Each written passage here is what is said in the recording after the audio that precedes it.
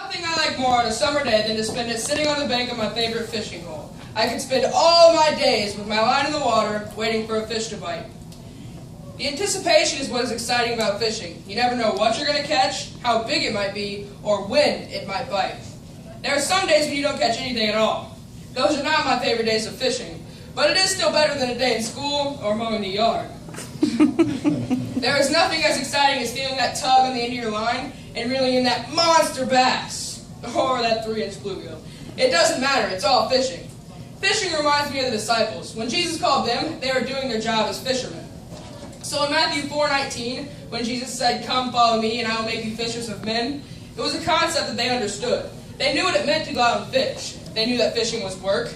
They knew it was dirty and smelly, but they also knew that there was a reward for their hard work. When you are fishing and you reach your daily creel limit, you know you have had a good day. But this idea of fishing for men,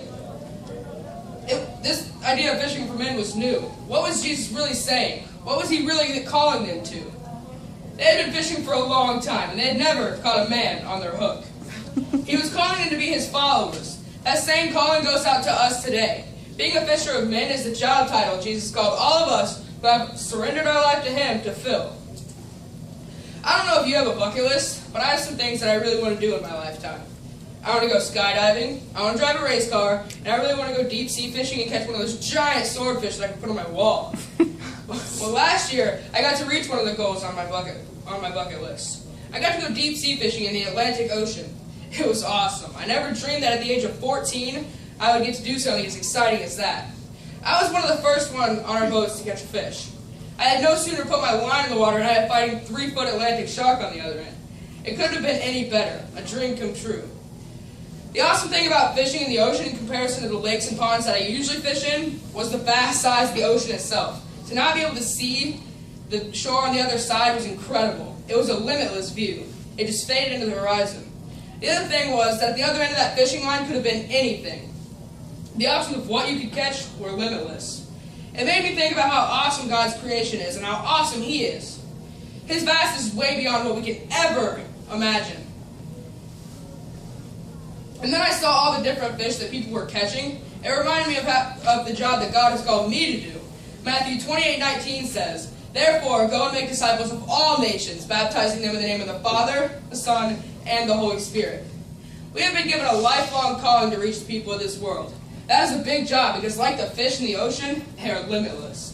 While the number of people who need Jesus are limitless, the amount of time we have to do the job is short. John 4:35, "Do you not say, 4 months, then comes the harvest? I tell you, open your eyes and look at the fields. They are ripe for harvest." The time is now. Winning souls should not be a part of your bucket list. It should be a part of your daily to-do list. We need to be about the Father's business. The job is ours, and we need to be reaching souls wherever and whenever we can. How do we do that?